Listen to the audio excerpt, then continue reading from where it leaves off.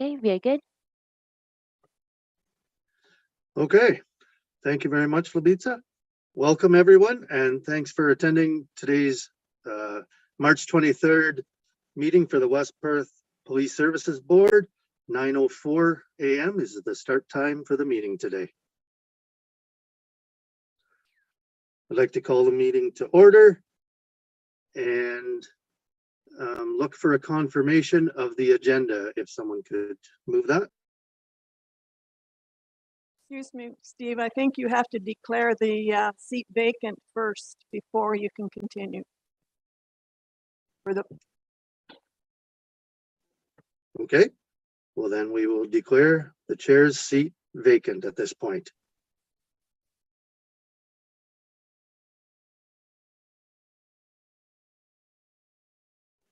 So did you want me to take care of nominations?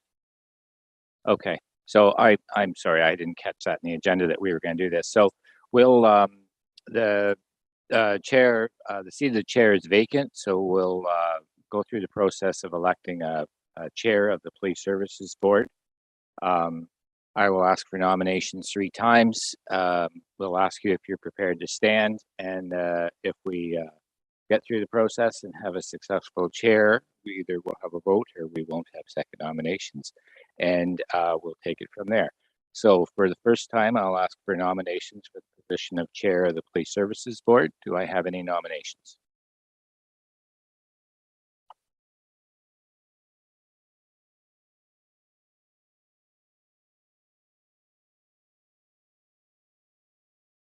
I would like to nominate Councillor Steve Harold to continue his great work as chair for the upcoming term.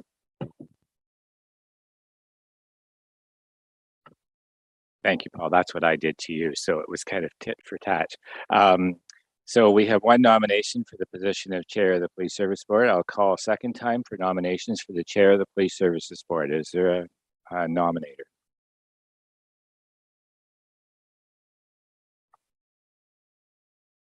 Seeing none, I'll ask a third and final time. Is there a nomination for the chair of the Police Services Board?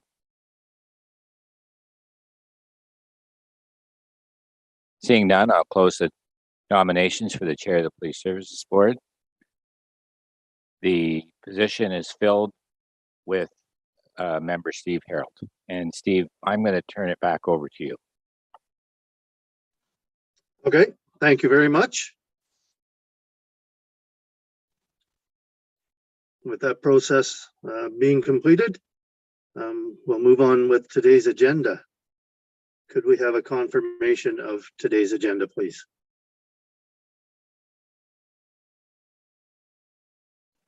Moved by Walter. Second by Paul. Thank you very much. All those in favor? That is carried. Thank you. Does anyone have disclosure for pecuniary interest? Looks like none. We'll move on then. We'll do confirmation of the adoption of the minutes from the January 26th, 2022 meeting. Everyone has had a chance to look at those. Is there any discussion on that? Okay, could we have someone move to adopt those meetings, please? Moved by John, seconded by June. All those in favor? Opposed? None. Thank you. That's carried.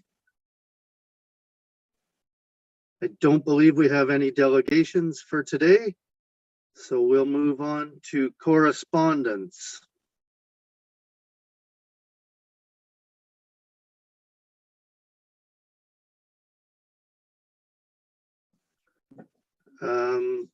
For correspondence, I would have a few points from the Zone 5 meeting.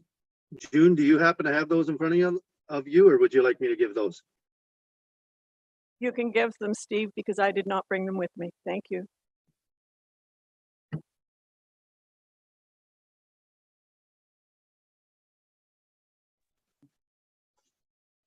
So from the Zone 5 meeting that was recently held, there wasn't a whole lot of new information for us, but a few points to be mentioned. Basically, with the election coming up, the province really isn't, for lack of better words, doing much as far as announcements or changes. Possibly this fall, we'll see some new things come through. Right now, everything is on hold and status quo. Any provincial appointment up for renewal is automatically renewed for 6 months at this time. Delinquent provincial appointees, so those that have not attended meetings as they should be, need to be dealt with as soon as possible through the board level. And then after that, notified Dwayne Sprague of such things, but it's not an issue for us, but some areas are definitely having, as June would know from the meeting, some serious problems with some people not attending their meetings. There was a large discussion on record retention, and if the police service boards had an agreement with their municipalities for retaining the records. It is the board's responsibility to do so, but we are to check with our municipalities about record retention. And they're hoping to have an education section at the next meeting. But before we skip ahead, Jeff or Dan, do you know about record retention for the Police Services Board? So the municipality keeps the Police Services Board records at the municipality of Westbury. No, I don't think that's the question, Jeff. I believe the question is there a proper agreement? Because that was the issue. And you'd have to go back to 96? When did we come? Whenever. And you've always kept the records. So at this point, I don't know, and I forgot to ask him if he knew that whether there was an actual agreement. And the issue apparently is there a proper agreement between the municipality and the board for the retention, and what does that agreement actually say? I've never seen it, so I can't help you.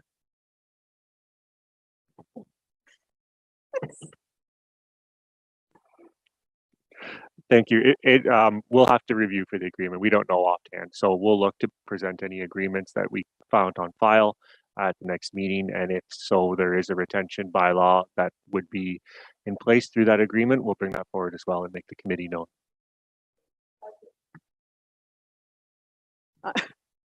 I think because it's a provincial board that they are really getting sticky now before all this other stuff happens to see if there's actually a proper agreement, because if there isn't, the municipality can say, do your own thing. And I don't know if they've had problems.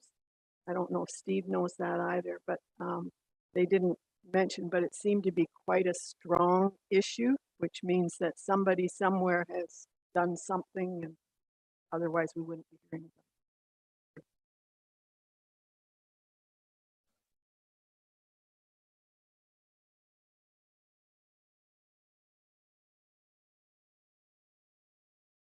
So we can bring a report back on that. I think Clerk Hobson will take a look at that and bring a report back to the future meeting of the Police Services Board. We'll take that as an action item. That's great. Thanks, Jeff and Dan. Okay, if that's all there is for correspondence, we can move on to reports. Jason or whoever is going to do those, if you could move on with those, please. Thank you, Chair Harold. I'll go over the highlights of both the January and February Police Service Board reports. Starting with January, calls for service stood at 292. They were up a little bit from the 2 years past, but not out of significance in my opinion. Public complaints, we had none. As for the community safety and mobilization hours, our cruise patrol stood at 377 hours, foot patrol at 25, school patrol at 5.5, focus patrol hours stood at 22.5, mobilization hours at 13.25. We had 23.75 hours of ride. Our auxiliary members put in 75 hours, and we had one COVID-related call for service. As per the attachment initiatives, we had 10 media releases related to West Perth. I'll touch on 3 of them here real quickly.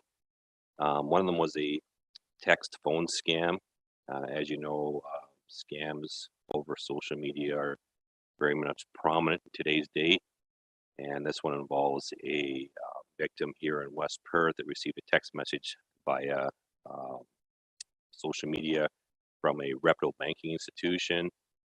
They clicked on the link. It rerouted them to a website which looked legitimate, but unfortunately, when they entered all their information into that website, they quickly realized that it was not legitimate, and they ended up losing $3,000.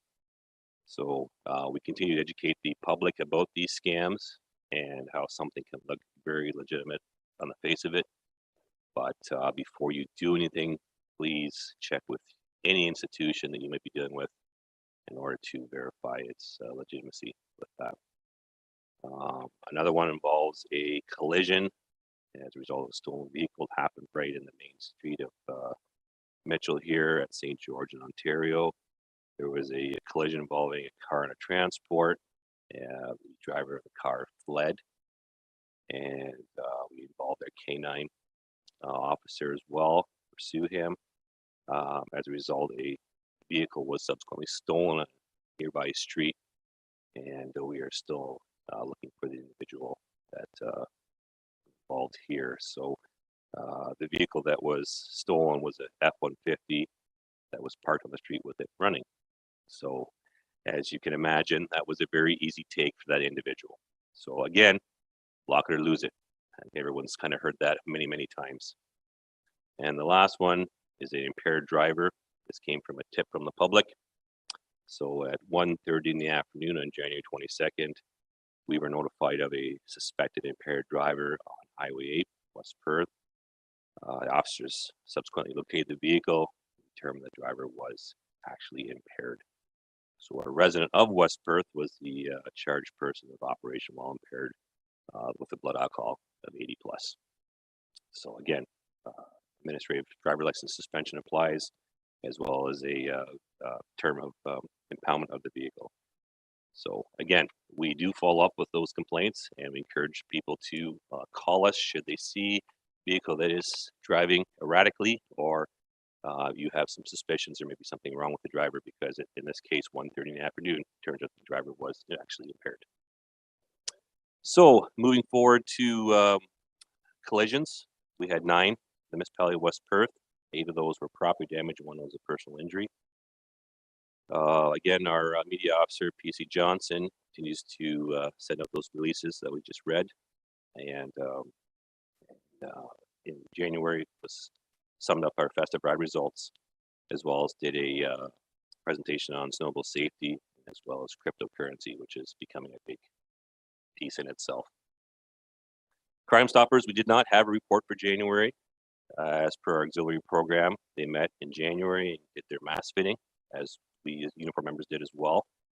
They did their admin for evaluations and a controlled inventory count, and they did 1 SEPTED as per requested. Continuous learning, 6 officers were on block training, and 1 of our officers did do a pre-selection for our tactics and rescue unit. So we encourage our members to look at other avenues. Frontline policing obviously is very important, but those we do have many different services and resources within our organization that attract members and need to build as well. So congratulations to that member for trying it. We did not have any calls for service for Mitchell District High School in January. We had 2 mental health calls for service in January, down from 4 in December. And PCD Corning is our predominantly our member involved to that. although I'll speak to a member who will be taking an active role in that, as we've had some changes with our members here at Detachment. So I guess I can speak to that right now. Actually, Kim Lyon, who is one of our officers here in West Perth, is going to perform a bit of a hybrid position. She's going to take over some of our media releases, as well as do some of the community mobilization with the mental health. So she's been here quite some time, very competent officer, and with the assistance of Bill Corning and DC Johnson, she'll be sending out the media releases, as well as engaging with our MCERT program, which both I oversee all those programs as well. So I encourage her to do a great job, and I'm sure she'll do a great position with that, because she does have the backing from our other members here that are currently in those roles that are doing something else. So Sean McFalls, who was doing our vault, is doing our radio project. As you know, we are getting an update with our radio and our cruisers. So Bill's filling in that role, and hence the reason we need someone to oversee his role. And Jill Johnson is wearing about 10 different hats. So we've taken one away from her so that she can focus on our schools. So that was her prominent main resource, is our school resource officers. So we are trying to get everybody back to somewhat normal as we see it, and make sure those spots are still filled. Detachment pressures, actually trends here. Violent crimes, West Perth stood at 4, which is down by 1 from December from 5, and then down from 7 the same time period, 2021. Detachment pressures, again, our training is a big part of that. We did have some COVID-19 absences in January, as well as the freedom protests, which started in January and ramped up in February for us. And then a reminder to the public, just to drive according to road conditions. January was a bit of a normal winter, as we have seen in the past, and I think a lot of us was caught off guard with the snow and traditional winter that we're not used to anymore. So just touching on collisions for the county, as you can see, for 2021, we had 3 personal injuries for the county, and then in 2022 we had 10. Property damages increased to 49, and then a total of 59 collisions for 2022 versus 30 for 2021. Again, a lot of those will be weather-related collisions because of our winters. Moving along here to violent crime, I'll touch on some of the main pieces here. We're down quite a bit from this time last year. We're at 3 for 2022 versus 7 in 2021. Property crime is down as well. We had 4 occurrences versus 7 from last year. We did have 1 drug occurrence in January, which I can actually speak to on that. And that one has to do with some great work from our street crimes unit. I printed it off here.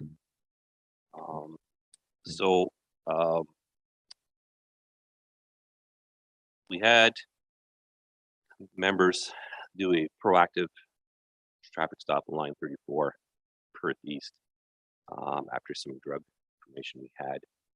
And as a result, that led to a search warrant of a residence here in West Perth. 3 occupants in the vehicle, possession of fentanyl, methamphetamine, and heroin, as well as various drug trafficking paraphernalia and cash. So a total of $26,000 worth of drugs was seized from here in West Perth. So, so they did a search warrant on a residence in St. David, and 1 person inside was located and arrested. And again, more methamphetamine, psilocybin, I think I'm probably pronouncing that incorrectly, and 2 prohibited weapons and drug trafficking paraphernalia was seized here in West Perth. So again, a great operation and investigation by our street crimes unit to get some of that stuff off our streets.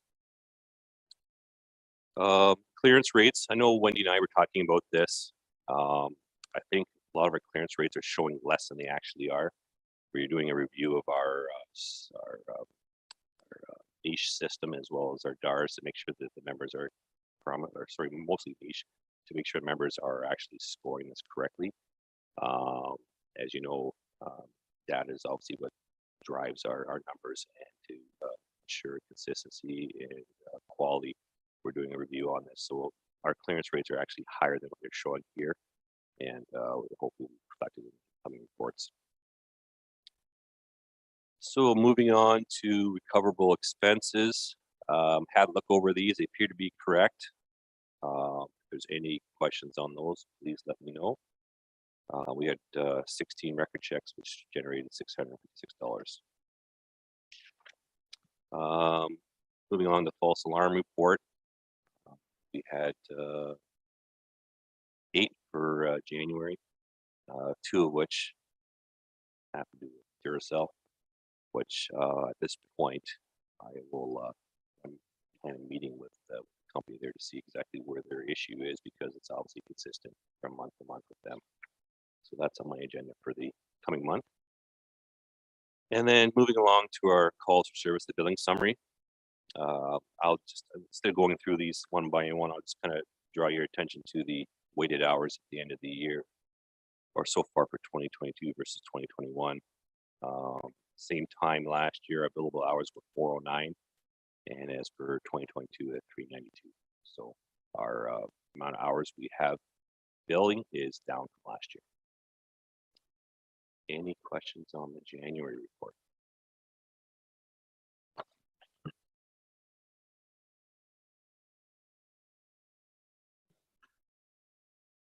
Looks clear. You want to move on to the February? 2 seconds. I have a question, Chair Harold. So as it relates to the false alarm report, how do we get the correct, what is it referred to? Well, the location is correct. It's just the commonly referred to name, because it shows as Curves for Women, which obviously hasn't been around for a number of years, and I believe is actually VIP Cannabis, if I'm not incorrect on that. So I just wasn't sure the process to get that corrected.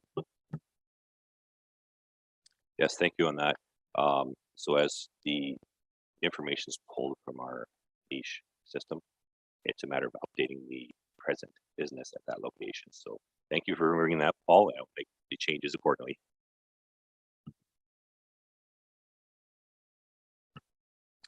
All right, there's no further questions. I'll move on to February report.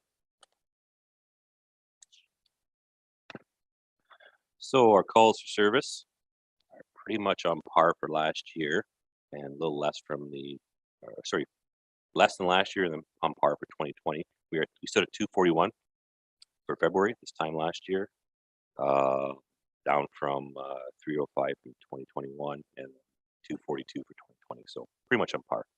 We had no public complaints again. Regarding our hours, cruiser patrols at 274, patrol patrol at 14, school patrols at 3. We did not have a focus patrol for February.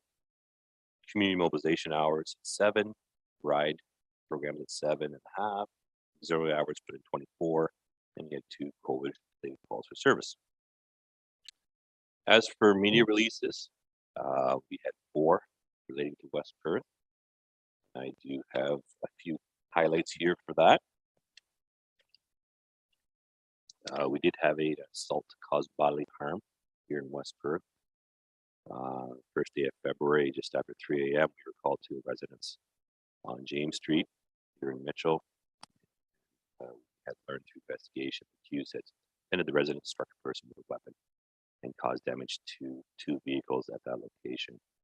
An individual from West Perth who has ties to West Perth that probably has no fixed residence at this point, charged with assault bodily harm, assault with a weapon, possession of a weapon dangerous, mischief over, trespass at night, failure to comply with information order.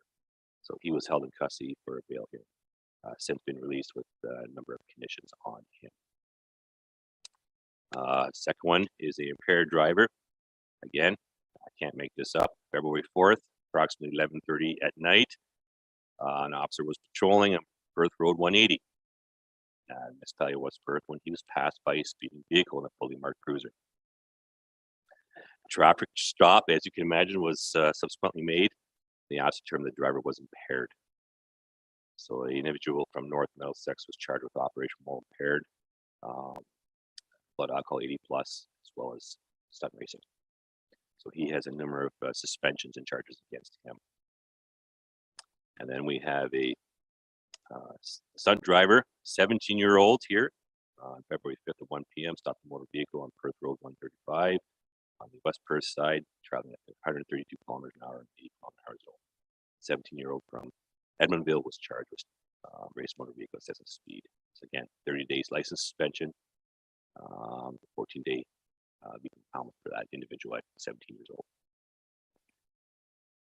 So that kind of speaks to a couple of our media releases here. Moving along to collisions, we had 15 for the month, 10 of which were property damage and 5 personal injury. Again, Councilman Johnson's doing her great work on the media with the ranch radio station, as well as she was deployed to our West Region headquarters to assist with the media capacity regarding our 402 blockade, and as well as our various freedom convoys that we had. She did do a presentation. We had 3 new recruits. She did a presentation on our orientation day and assisted the Ava May District Secondary School on a human traffic protocol they're looking at developing. Crime Stoppers, we had 4 intelligence tips. Auxiliary program, they supposed to have a meeting in February. They canceled due to the Omicron. And one of our auxiliary members did assist with the truck convoy in Sarnia.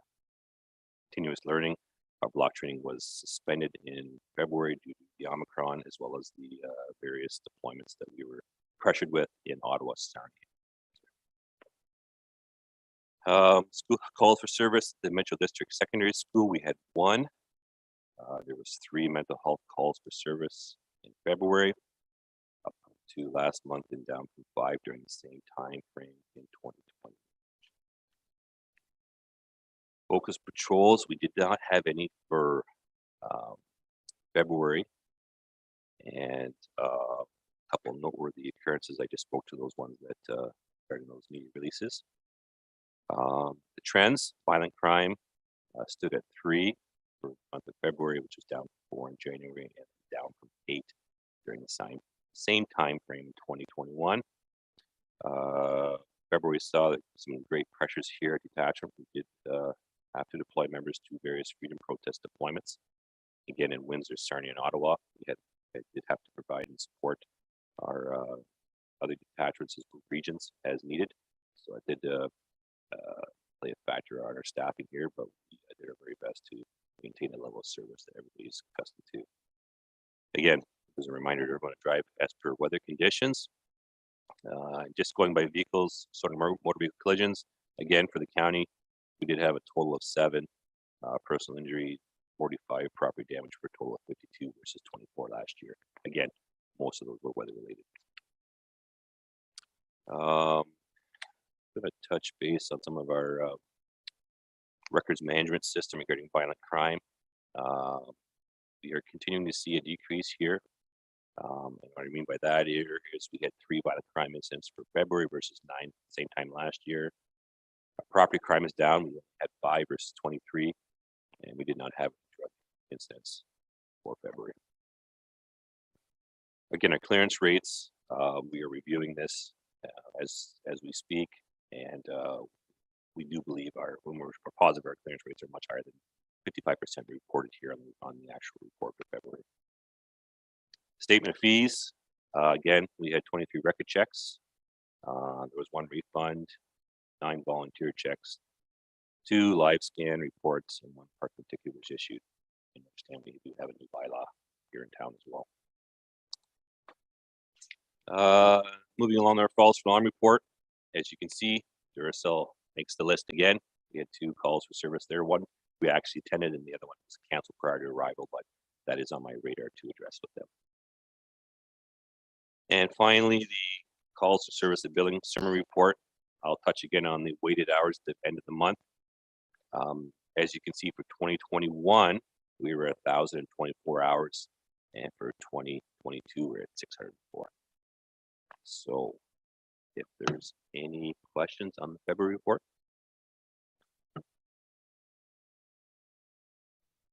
Yes, June. Mr. Chair, I'm wondering if, like the false alarms, the same names are coming up month after month.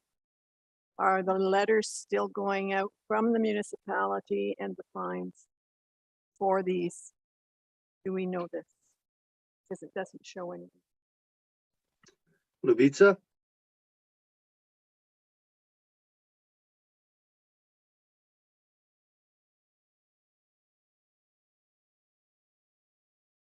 I send the letters every month.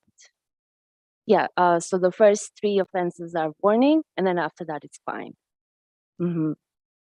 So in this case, Durasol is on the 3rd warning, so after that, it's gonna be a fine. Yeah. Thanks, Labitza. Are there any other questions?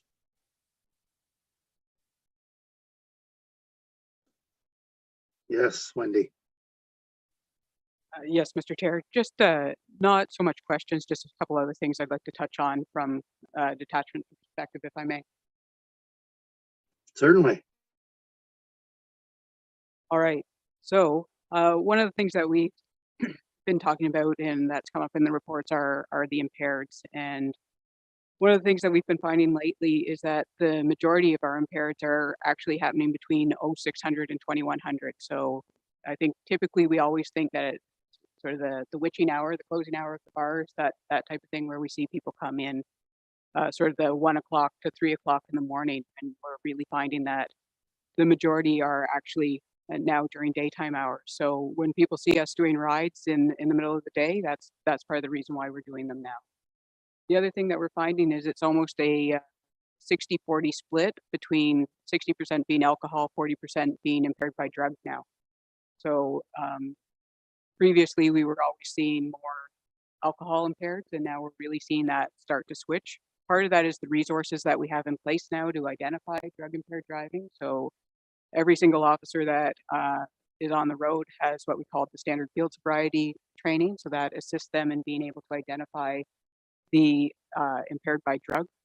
And we just had one officer go again for, we call it the drug recognition expert DRE course. So he just finished the first half of that DRE course in March. So that's going to be one more resource for us within our detachment to be able to help us identify the impaired by drug.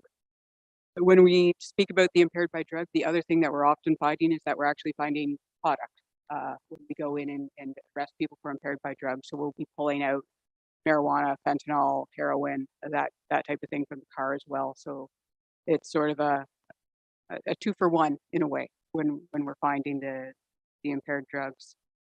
One of the other things to bring to your attention is that our traffic enforcement has continued to increase. So what we're seeing is a lot more proactive patrol by our members, which is good for us because it really is a preventative method for the community when we're doing traffic enforcement and really working on ensuring that areas of concern get the attention that they deserve.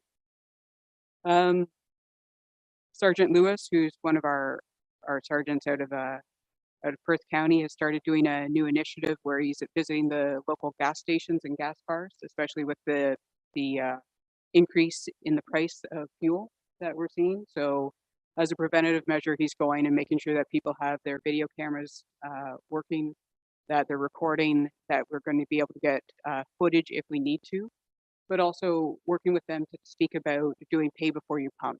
And that has to be a corporate decision by the gas bars, but it's just something to bring to people's attention, because when we see gas prices rise, we often see a lot more people drive away without paying. So we want to make sure that we're being proactive that way as well. We have 2 new recruits that will be starting in June, so that increases our complement as well. So that's also a good news story to bring in 2 new people. And whenever we have new people, it also sort of brings up everybody a little bit in a way too, to be more proactive because they're keen and they're interested, and they sort of drive some of the morale as well that way. And 2 of our officers, Constable Bill DeConing and Sergeant Manny Coelho, have both been nominated for what's called a Police Hero Award. So these are nominations from the community that goes through the Police Association of Ontario. And so both of them have been nominated. Manny for his community work within Perth County, and Bill DeConing was nominated by somebody that he had supported through a mental health crisis, and who actually wrote in saying that because of this officer, I know that my life was saved. So both something to bring to your attention about the good work and the positive relationships that our members are having within Perth County. And then I see it's on the agenda later on, so I'll hold the comments to the closed session regarding the search for the missing person and the work that the fire department and Dave and Jason did with that as well. So, and thank you, Mr. Chair, for letting me add that in. Very good. Thank you. That was good information. Is there anything else for the report section? Yes, Jason. Sorry, I just wanted to touch on one thing from January. We did have the focus patrol in Broadhagen that ran from December 20th to January 20th. And from that focus patrol, I spoke on our last meeting, 22 hours was registered in total, with 27 hours patrol as well, resulting in 16 charges. I since put up our speed spy again last week up in Broadhagen to see whether the enforcement had an effect on the community. And as a result, the average speed through Broadhagen is approximately 76 kilometers an hour. So the speed limit is 60. There were some speeds that are on the higher side. So my plan moving forward is once sometime probably in early April, I'll run another focus patrol in Broadhagen to report back to the board on results from that one as well, because I want to make sure that the messaging is being seen by the public, that we're not going to tolerate the speeds that we're seeing in our small communities. And again, Broadhagen was a point of contact, and I want to continue with the work that's going on there. Thank you. That's good. It's too bad we've got that many speeders in Broadhagen, but I'm glad we're doing something to bring those down a little bit. June, did you have something to add? No, not something to add. Mr. Chair, I just would like to say thank you to the police services for, they've had a busy beginning to the year, and with the lost child and the drug bust and the convoys, and they continue to look after our community well. So thank you very much. Well said, June. Yes, Wendy. Thank you for that. And I had it on my notes, but apparently I skipped over that part. And it has been a busy time throughout the province for police services and police actions. And one of the things that the OPP did during February was they canceled all leave for all of our members. So your rest days, you were coming in to work or you were on call. So we talk about that as sort of being a unprecedented thing within the OPP. We haven't ever had in as long as I've been around, and people that would be on standby. So basically you would be home by your phone waiting to be called in if and when you were needed. So, and sometimes those calls would come and an hour later they were on a bus to Windsor, a bus to Lambton, or a bus to Ottawa. And we continually talked about it being a fluid situation, and we were constantly moving, and you know, Dave and Jason and Scott were at Detachment managing all of that. I was in Windsor as the incident commander down in for the Ambassador Bridge protest there. But the thing that I want to draw to everybody's attention is the work of our members throughout was impeccable. They answered every call that we needed, and what wasn't unprecedented within this entire situation was the fact that when our members were needed, they were there, they came in, they worked in our communities, they continued to deploy to Ottawa and Windsor where they faced with opposition. And I'm not sure if any of you followed it or saw the videos afterwards, but the restraint and the professionalism shown by our members, I think, needs to be addressed, and that includes several Perth members that were on the lines within Windsor, Lambton, and Ottawa as well. So thank you for that. And it's been, as you said, it's been busy, but we continue to have our members be supported throughout this as well. So thank you. Okay, thanks very much, Wendy. And yeah, you know, those are situations that we don't see every day, thankfully, but we are very grateful for the service that we receive from you in situations like that. Is there anything, sorry, Jeff? So, Chair Harold, I just want to mention that item number 11, the two items that are under number 11 don't need to be in closed session. It was actually an error in the agenda. So it would be logical to move number 11 up on the agenda and deal with it as the next business item. If you want to cover those items you had in 11.1 and 11.2. Okay, can we throw those into other business? Sure, that's fine as well if you want to deal with them at that point in time. I don't want to lose them, but I just want to mention that we don't have to go into closed session to deal with those two items. Okay, that's good. Thank you, Jeff. Before we get lost here, we should get someone to confirm those reports that were given. If someone would like to make a motion for that. Oh, June, yes. And Walter. Thank you. All in favor? Thank you very much. We'll move on to financial reports. Everybody's had a chance to look at those. Dan or Jeff, do you know of anything that's significant that we need to recognize on there? Yeah, there's nothing I would highlight. Okay, thank you very much. So we should have someone move to accept the financial reports. Someone could do that, please. John moves it. Paul seconds. Thank you very much. All in favor? Okay, thank you very much. That's carried. And now we can move on to the other business. And that is about the catch and release justice.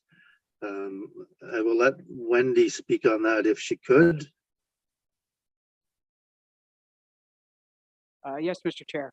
So you had asked earlier at the end of February, beginning of March, for a report back about catch and release justice. And so we looked at our charges and how many of them were related to fail to comply or breach of conditions. So this would be people who are out on either bail or out on a probation order who violate the terms of those conditions. And when we looked into our stats, we found that 27% of all charges within West Perth are related to fail to comply and breach of conditions. So this doesn't mean it's one person. This was spread over multiple people that were out on conditions that were violating those conditions. So when that happens, we arrest, we bring them back into custody, and either they get released once again, or or they go into EMDC or another Stratford jail, another custody facility. So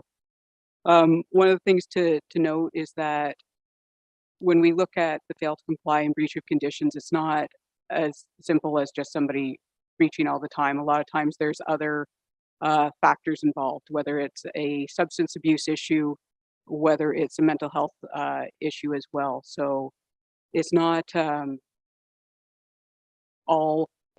much as it's still criminal activity, it's not necessarily all to do with continuing a violent trend or continuing a trend of damage within the community.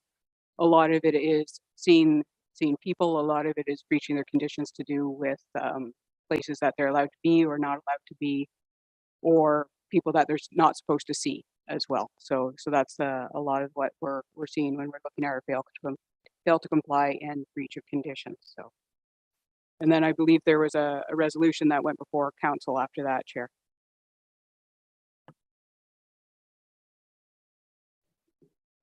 Go ahead, June. A number of years ago, and I can't remember how many, there was a similar request that went, and it wasn't, it was that the judges actually increase the, instead of letting them, what I would call a slap in the wrist of a wet noodle, the request was that they actually give them something substantial that they would realize that they shouldn't be doing and not to do it again. So the police would not have to be picking them up and releasing them, picking them up and releasing them. I don't know how many years ago, but that went across the province, Mr. Chair. And there was a resolution at that time. It went to the Ministry of, I know to our ministry, but also to the Justice Department at that time. Nothing happened that I'm aware of. And I don't think anything is resolved with any greater slap on the wrist than they were before. But that did happen, and this board was involved at that time.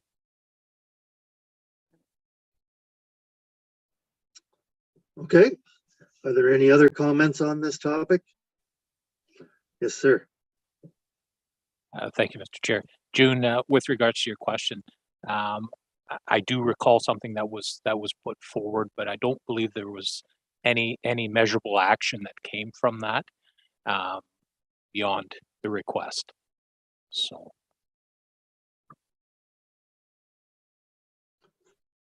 Okay. Thanks for that information. We will take that back as we had a counselor request some feedback on that topic. So thanks very much for doing that. We can move to 11.2. And that's just looking for some comments on the cooperation between the fire services, the OPP, and any other EMS that were involved in that search for the young girl. Does the OPP have any comments on that? Certainly, go ahead. So I'm going to let Staff Sergeant Zinko speak to this because he was the incident commander for the first week of the operations. But I will say that the cooperation that we saw between West Perth Fire, the work that Chief Hunter did, and the work that our members did with having our aviation services, the underwater search and recovery unit, our emergency response team, as well as our frontline members and K9, everybody worked together extremely well. Chief Hunter and Staff Zinko did a fantastic job of organizing the search, and we are fortunate that it ended in being able to locate Talia, and it wouldn't have been without the cooperation of everybody involved. But I think Staff Zinko would do a good job of sort of giving you a better overview of the operations and that cooperation that went on from there. Thank you, Inspector. So yeah, first off, an unprecedented response in my 24 years of policing, and even my years prior as an auxiliary. I've never seen anything to that magnitude, given the nature of what the call was. So immediately, I'd like to just acknowledge the fire service and Chief Hunter and all his organization and commitment of all the firefighters to the search. So right off the hop from the Sunday, there was firefighters there assisting, and that did not that assistance did not wane until she was found. So my thanks to Chief Hunter, and I know we usually only deal with the fire department when we're at a scene, you know, be it a fire, a structure fire, or a motor vehicle collision. And it was said very well by one of the firefighters. We're usually here for a start and a finish, and we know that after the fire's out or the wreckage is cleared, that the call is over. But this, obviously, we did not know the end date. So, and in previous similar occurrences, the fear was that this could, you know, this could be drawn out for weeks, if not months. So, right off the hop, like I said, thanks to Chief Hunter and all the fire services that joined in the search, because they came from near and far, and we actually had offers of assistance coming from the United States. We had offers of assistance coming from the Ottawa area, and all they said was, "Let us know when you want us there, and we will be there." We did not take them up on those offers because obviously we didn't want to leave their areas without the service as well. And we had numerous members on ground, as everybody's well aware. So turning to our response, obviously our underwater search and recovery unit, they are key when it comes to situations like this in the recovery, usually the recovery. They were on ground that day. They assisted for numerous days, and there was actually 2 teams from the underwater search and recovery unit that partook in the search. And they utilized their side scan sonar. They utilized watercraft, and as everybody probably saw in the various photos and videos, that they were in their dry suits actually walking in the river in an attempt to locate her.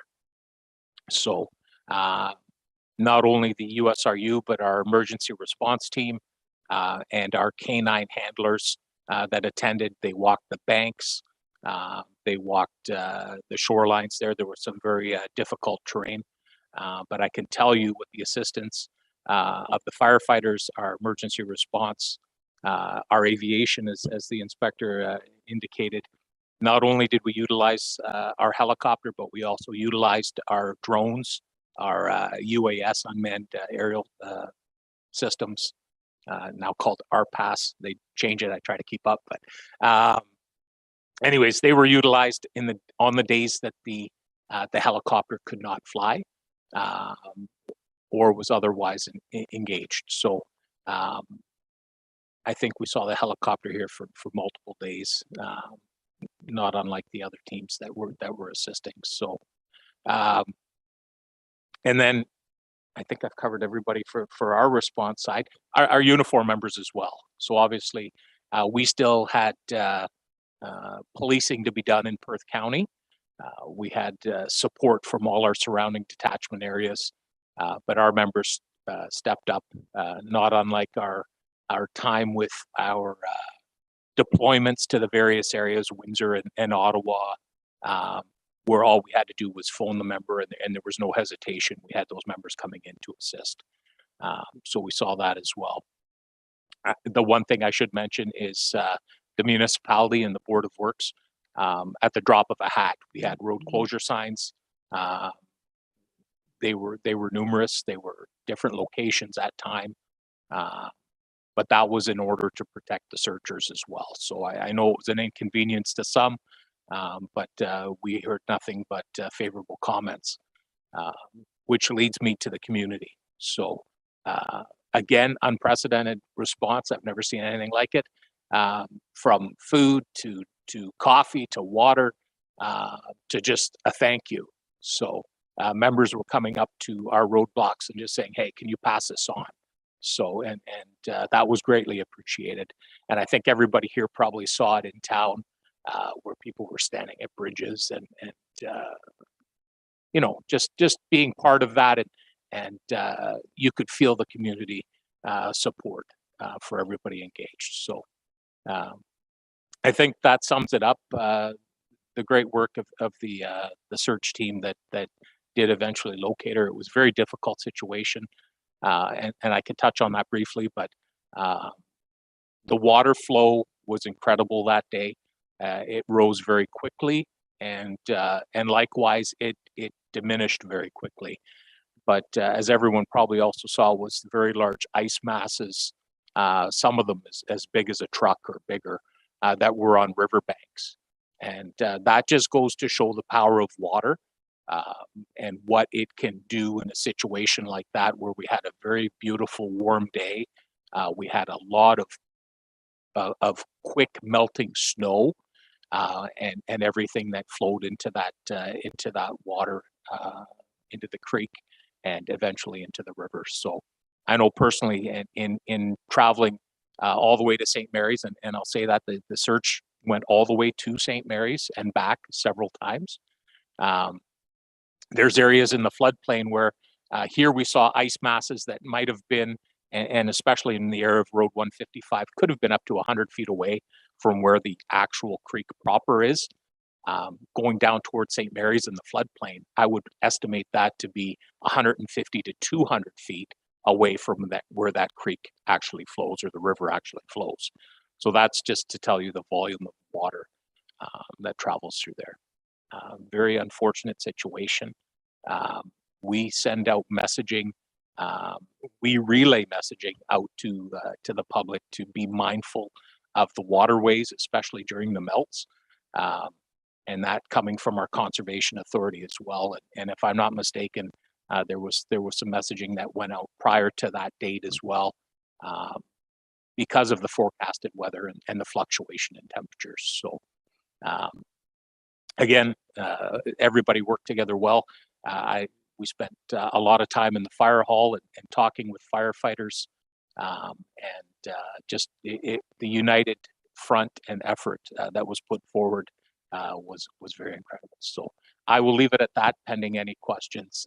But a very sad situation, but I'm very grateful that we were able to bring it to some conclusion for the family. So I'll leave it at that, Mr. Chair. Okay, thanks very much for those reports, and yeah, a grand thank you to everyone who was involved in any way in that search. And you know, the community came together because of it, but you know, we were very sorry at the same time for the situation. Go ahead, Mr. Mayor. Yes, and I think the key thing here is has been highlighted, how everybody worked so well together, and you've gone into that. Everybody from, you know, our operations people at the municipality, the firemen, and the vast resources that the OPP brought in. And you know, I think it'd be fair to say that we've never experienced anything like that before, and hopefully we don't again. But it just, I think it just amazed everybody, the amount of technology that we had and workforce that we had to bring in to handle that. And I know comments that I have received is, you know, certainly supportive of the operation that everybody did. And it was a difficult task, and the weather didn't always cooperate either. And as you mentioned about the terrain and that, and you know, I don't think there's not an awful lot more I can say other than, you know, you saw the support of the community, and they certainly appreciated everything that everybody did. And I think you know, I just couldn't let that go without extending our sincere thanks for everything that everybody did.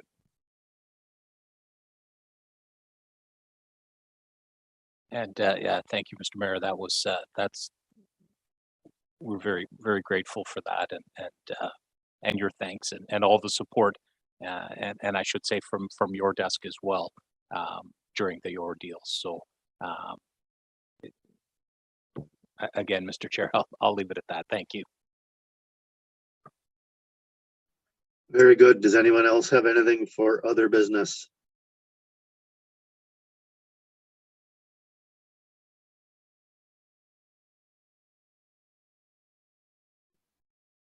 I see a hand moving there now. I was froze up there for a second. Thank you, Chair. It's just been mentioned once or twice throughout the meeting, so I would just add that the municipality has new bylaw enforcement contractors that started March 14th. We're very grateful for them to be here and servicing the community, and so far I think the response has been well received. We're still looking to about 15 hours a week. The hours vary, the time of day varies, and we're basically kind of assessing and adjusting the need as we go through the complaints and the service calls for them. So if there's any questions, I'd be happy to address that. They have their own 1-800 call answering service, which we've been promoting through our website and social media channels, and as well through our report it function on the municipality website. As traditionally has been done in the past, any citizen or member of the public can report a complaint through for a bylaw infraction through there as well.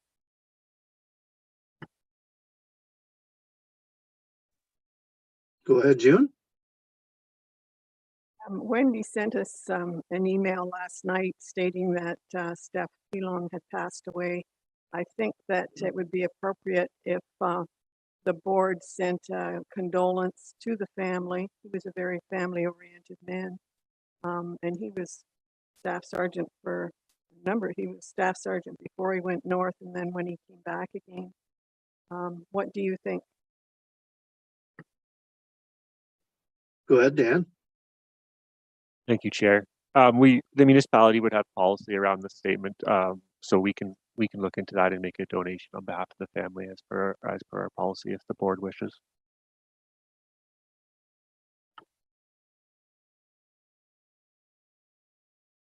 No, it would be already approved in policy. So maybe I would just ask. I didn't see the report from Wendy, so I would just maybe look to get that forwarded to myself, and we'll take care of it, and we can advise the board what was done.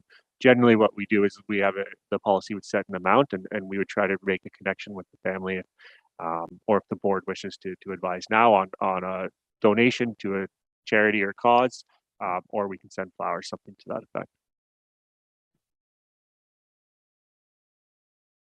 Yeah, it's on the memorial website.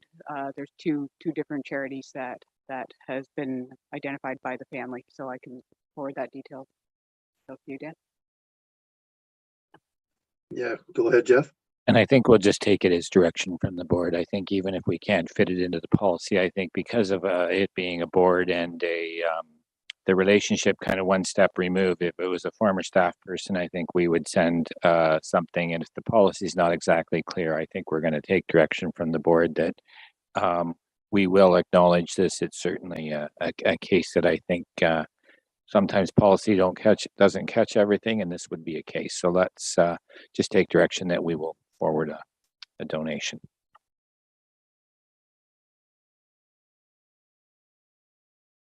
Thank you, Jeff. Looks like that's what we're doing, is giving direction to do that, please.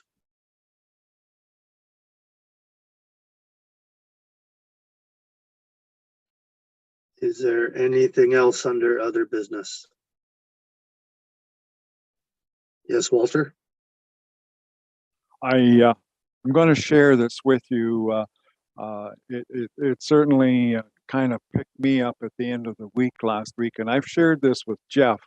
I think he's the only one that I've shared it with, and I hope the rest of you will kind of see the enlightening effect that this would have on. Certainly, almost on a daily basis, the same as the rest of the OPP here, I would get calls from various news sources and wanting to do an interview and updates and one thing and another.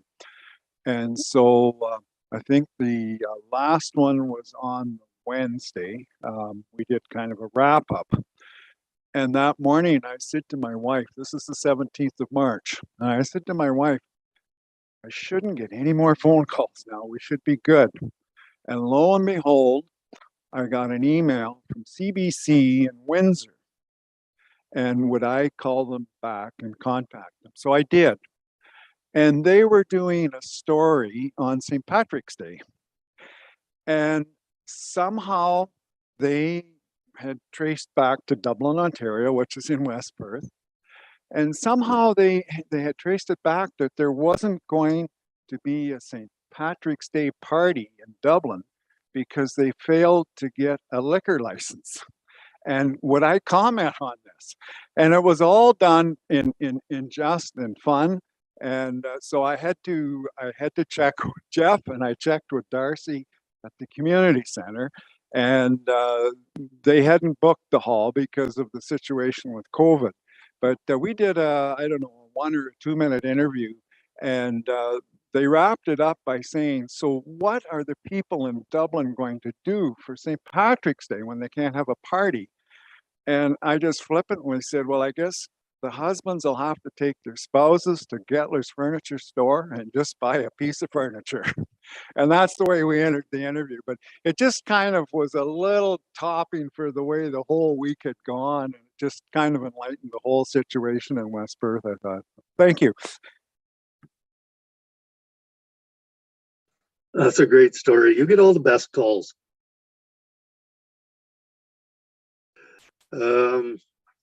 Assuming there is nothing else to bring up under other business, we should make note that the next meeting is scheduled for May the 25th at 9 a.m. for the West Perth Police Services Board.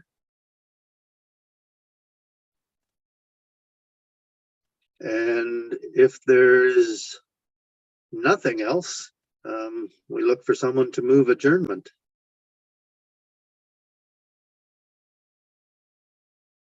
Moved by Paul, seconded by Walter. All those in favor? That is carried. Thank you very much.